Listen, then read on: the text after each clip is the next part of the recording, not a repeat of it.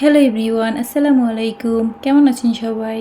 I hope সবাই খুব ভালো আছেন। আলহামদুলিল্লাহ, আল্লাহর রহমতে আমরাও আছি বেশ ভালোই। নতুন দিনে নতুন আরও একটি ব্লগ ভিডিও নিয়ে আমি আপনাদের মাঝে হাজির হয়ে গেলাম কাজল, ফরিদপুর থেকে। আজ যেহেতু দুপুরের রান্নাটা একটু তাড়াতাড়ি শেষ হয়ে গেছে, তাই ভাবছি কিছু একটা হাতের কাজ সেরে রাখি, তাহলে পরবর্তীতে ঝামেলা হবে না। মেশিনের যে বক্সটা থাকে ওই বক্সটা বের করতে গিয়ে একটু তাড়াহুড়া করে পুরা বক্সটাই ফ্লোরে পড়ে গিয়ে সমস্ত পুঁথি, সুতা, ববিনের যত জিনিসপত্র আছে সবই একদম ছড়িয়ে ছিটিয়ে চারিদিকে পড়ে গেছে। এগুলো আবার গোছাতে আমার আরও বেশি টাইম লেগে যাচ্ছে।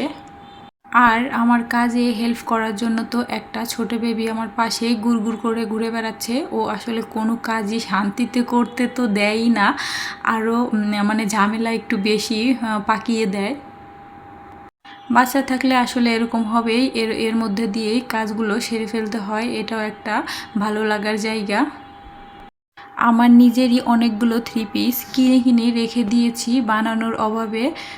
ওগুলো ওভাবেই পড়ে আছে, কাটারও সময় পায় না। আর হচ্ছে কাটা থাকলে তবু একটু একটু করে মেশিনে বসে বানানো যায়, তবে কাটাটাই হচ্ছে অলসতা। আর মানুষ যদি একটু নরম হয় তাহলে কিন্তু পাশের মানুষগুলো পেয়ে বসে থাকে। আর আমি কবে যে এই নরম থেকে একটু গরম হতে পারবো তা আমি নিজেও জানি না। আসলে চারপাশের মানুষ হলো সবসময় সুযোগ খুঁজে, কখন সুযোগের সদ্ব্যবহার করতে পারে। ভাবি আপনার এই টাকাটা ভালো, ভাবি আপনার ওই টাকাটা ভালো, এটা কাটলে আমার গায়ে ভালো লাগে, এরকম কথা মানে মানুষ মন খুশি করার মতো কথা বলে তাকে নিয়ে যত কাজ করিয়ে নেওয়া যায়। আসলে মানুষের মনে যে কী ধরনের ইমপ্রেশন থাকে সেটা আসলে বোঝা খুব দায়। নিজের জামাগুলো কাটার মতো সময় পাই না, অথচ আশেপাশে ভাবিদের জামাগুলো কাটতে নিয়ে বসে গেছি। এখন কি করব, কিছু করার নাই। মুখের উপর বলতেও পারি না যে আমি এটা কাটতে পারবো না বা করতে পারবো না। আসলে ভাবি যে আমি মুখের উপর এটা বললে সে কি ভাববে, মনে মনে হয়তো কষ্ট পাবে। এই জন্য কিছু না বলে বলি যে আচ্ছা দিয়েন, কেটে দিব, কোনো সমস্যা নেই।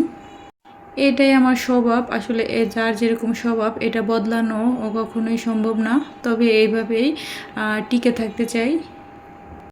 আমাদের জন্য সবাই দোয়া করবেন, আর আপনাদের জন্য তো অফুরন্ত দোয়া আমার মন থেকে সব সময়ই থাকবে ইনশাল্লাহ।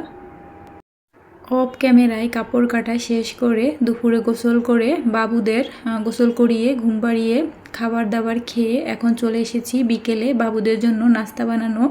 আজ একটা নতুন নাস্তা বানাবো, সেটা হচ্ছে তাল দিয়ে আটা বা ময়দা যে কোনো একটা জিনিস হলেই এই নাস্তাটা বানানো যাবে। আমরা যেরকম বাসায় দোসা বা আপনার খোলাজা পিঠা বানাই সেরকমই এই নাস্তাটা হবে।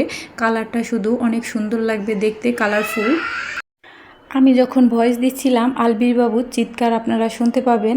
আসলে বাচ্চা মানুষ তো, ও সবসময় দুষ্টামি করতে থাকে।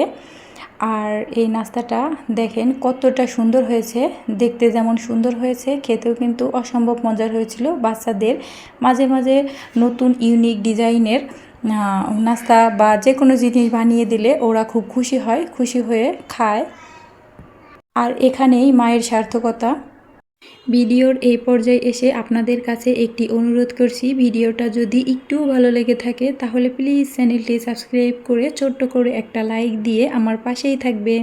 আর ভিডিওর লাস্টে একটা আপনাদের কথা বলছি, বেশি সহজ সরল হবেন না। বেশি সহজ সরল হলে মানুষ কিন্তু আপনাকে পেয়ে বসবে আর আপনাকে খাটিয়ে মারবে। এটা কিন্তু অনেক বাস্তব একটা সত্য কথা। ভিডিওটা এইখানেই শেষ করছি। আল্লাহ হাফেজ, আসসালামু আলাইকুম।